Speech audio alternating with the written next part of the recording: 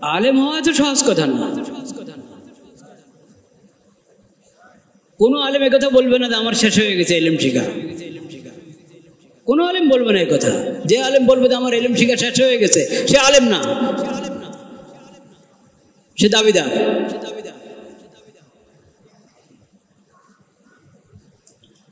ওটা তো চলমান বিষয়, চলতে থাকবে।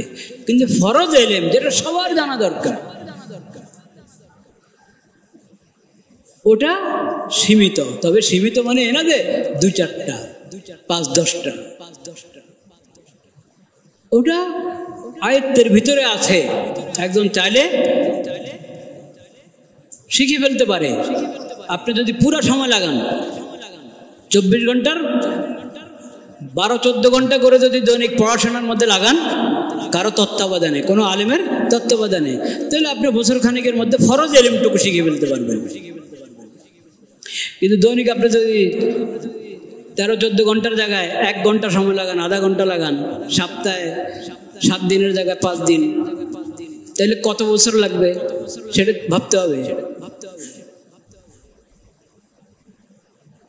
এখন আল্লাহ যা দিয়ে রেখেছেন প্রত্যেককে, একের প্রতি অপরের হক, একের প্রতি অপরের বিষয়, করণীয় এবং বর্জনীয়, ওই বিধানের কোনো খবরে নেই।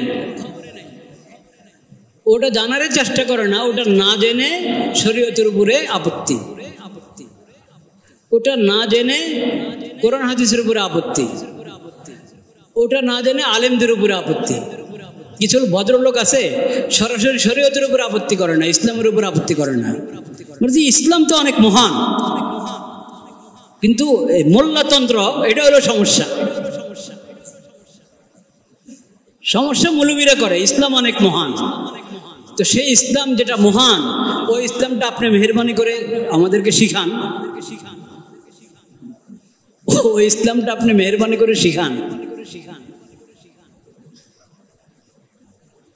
মোল্লারা তো ইসলাম জানে না, তো মহান ইসলামটা শিখিয়ে দেন। তো কিছু ভদ্রলোকের এই অবস্থা।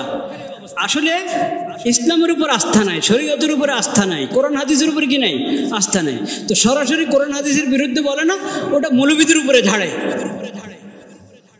ওটা মৌলবী সাহেবদের উপরে ঝাড়ে, আলেম ওলামার উপরে ঝাড়ে। ওটা খুব,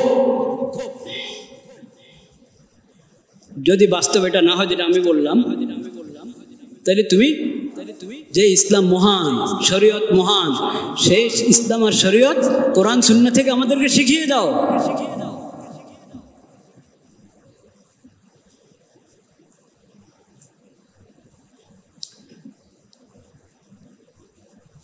তো এখন অধিকার, অধিকার দেওয়ার মালিক আল্লাহ।